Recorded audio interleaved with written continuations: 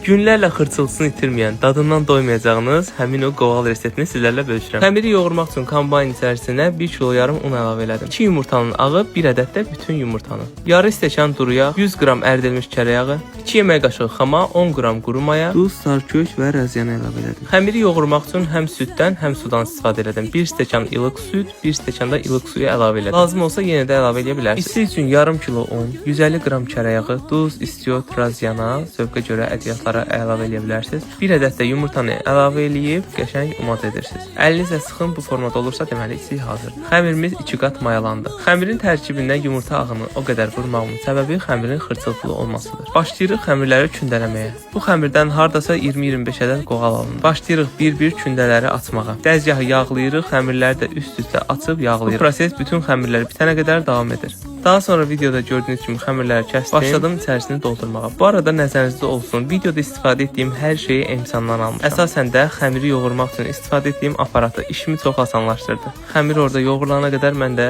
qoğalın içliyini hazırlamışdım.